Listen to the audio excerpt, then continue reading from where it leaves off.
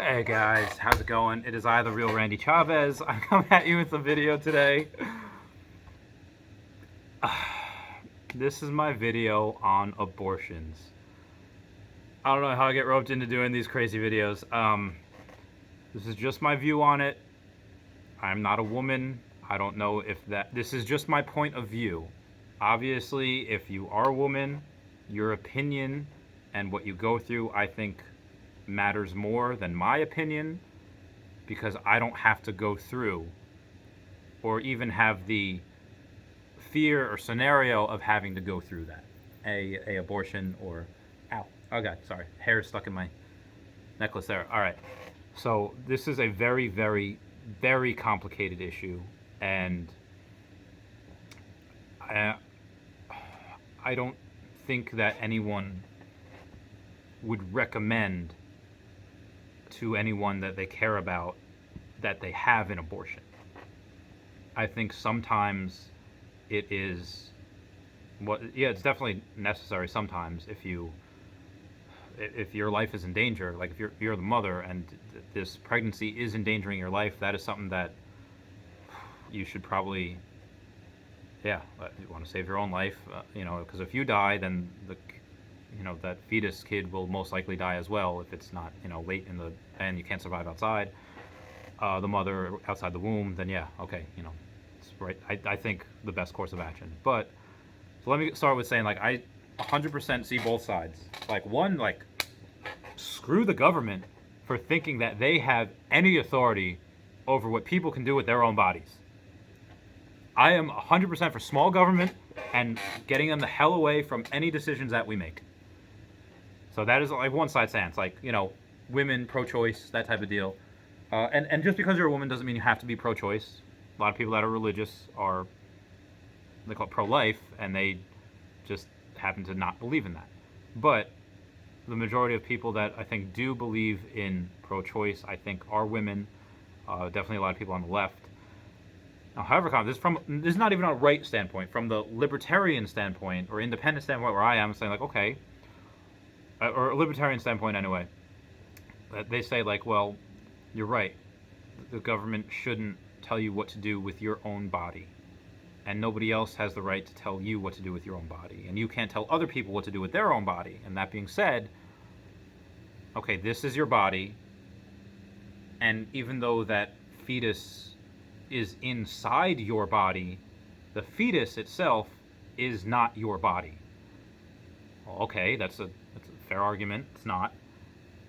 That fetus will affect that woman's life, that parent's life. Because not that only does not affect that doesn't just affect the woman. It will affect the guy too, having to pay child support for 18 years and whatever. And I'm not saying that like, and some people just say like, okay, well, just because it will make the person that decided to have sex and make this kid uncomfortable for 9 months, and the dad has to pay a little bit of money, that doesn't give you the right to kill a kid.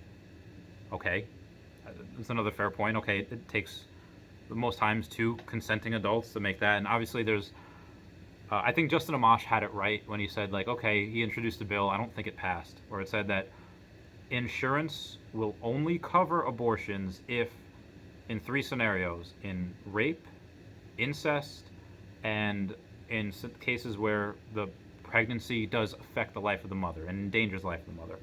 Outside of that, insurance will not cover abortion cost. Didn't make him illegal. But he's a Republican, but he's libertarian, minded, and I think that's a pretty good, it's a fair like middle point. But again, to the right's effect, saying like, okay, for the most part, two consenting adults make that decision to have a baby. You should not, or to have sex, and a consequence of sex sometimes is having a kid. And you shouldn't kill a kid just because it's inconvenient for you. And okay, that's kind of a fair argument also, I think. However, I don't, making things illegal does not work. Like, look at the war on drugs. Drugs are winning. Hardcore. Not hardcore drugs, like crack or heroin. Those drugs are bad. There's plenty of bad drugs, and But stuff like marijuana, I think, is good, and LSD, I think, is good, and mushrooms, I think, are good, and in settings, obviously, don't abuse them. Again, getting a little off track here. Making things illegal does not stop it. It creates criminals. I don't know how many minorities are in jail for non-violent offenses because they had weed on them. I don't even smoke. I don't. I don't even smoke weed. Um, I just think the law is BS. So anyway, if you make abortion illegal, you're just going to endanger more people's lives because if a woman wants an abortion, she's going to get an abortion. Now, can she go do it at a Planned Parenthood or someplace else? A medical doctor? Yes. If she can't get it done at those places, then she will get it done very unsafely. And that, again, you wouldn't recommend somebody have an abortion just for the fuck of it because it's not a good thing to go through. Doesn't feel good. It hurts physically, mentally. It's not a good time, and it's taxing on your body and your mind. So I don't know the right answer.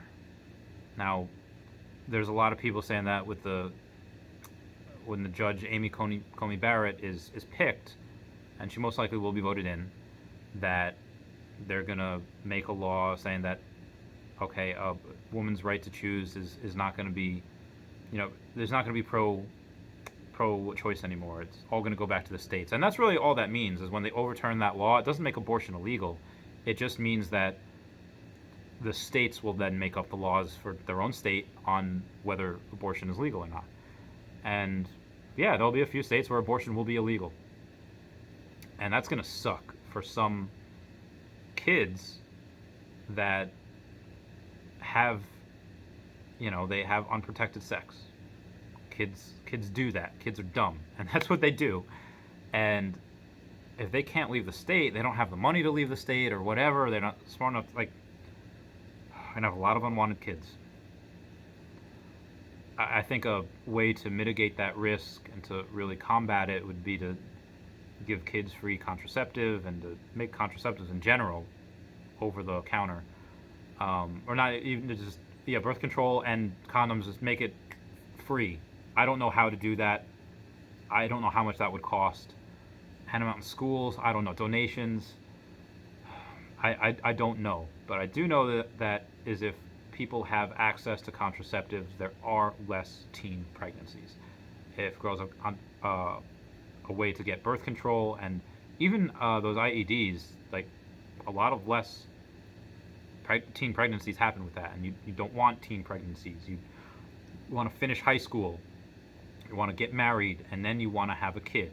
That's finish high school, get a job, be married. Those are the three ways of making sure you are. And again, not saying you have to get married to have a successful life, but if you graduate high school and you get a job and you do not have kids out of wedlock, you're on a good path to not being in poverty. You're on a good path to being able to save and do other stuff. And I'm not like anti-kid. I live with a kid. I love kids. Kids are great. I can't. I broke up with my last girlfriend because she wanted kids now, and I was like, I cannot right now. Give me a few years. And yeah, but I think I might have dodged a bullet because again, I can't. I'm very selfish, but that's the way I feel on the whole abortion issue. You can't make it illegal, and I know there's a bunch of pro-lifers out here that are just like, oh, you just hate children then, and I don't. Kids are great, and I think it's, sad when people have to have abortions. But there are some ways where some birth defects that you don't know until the third trimester, and I get it, every life is precious, which I've argued before that if we're the only ones in this universe, every single life form on this earth world is precious because we're the only ones out there. But that being said, all right, if you're going to give birth to just a mess and it's not right and there's so much shit wrong with the kid that it's going to die very soon, like that's so heartbreaking to have to go through and say the fetus or infant survives and how much resources and time are going to go into that, and so taxing on the parents, and it's going to be a sad situation. No one's going to be happy. Maybe they are. Maybe I'm wrong. Maybe it's just because I know there are parents out there that say like, your kid's probably not going to survive, and the kid has a bunch of disabilities, and the kid says the kid's not going to live 6 months. At 2 years old, the kid's not going to live another 6 months. Kid's 9 years old, and that happens, and those parents say like, this kid is great. I love this kid. I spent time around this kid. This kid laughs. This kid has a personality. Yes, this kid has disabilities and all, but this kid has a personality, and that those parents would not trade anything in the world the last 10 years because that's their kid. So I get it. I do, but fuck, how many people are like that? I don't know. Again, this is just me talking. This is just me having kind of a long conversation with myself and kind of going on a journey, trying to learn. If anyone else has any opinions or any places they say I'm wrong, please tell me why I'm wrong. Don't just thumb down the video. Just tell me like, hey, I don't like the way you said this because of this, this, and this. Let's have a conversation. Let's start it. Again, I know I'm pretty in the middle on things, but if you're on the right and you think I should be on the right, tell me why I should be on the right. If you're on the left and think I should be more on the left, tell me why you think I should be more on the left and why it's a good idea. Let's have conversations, people. I love you guys. Please comment, like, and subscribe. Comments are good for the YouTube algorithm. I'll catch you all later. Bye.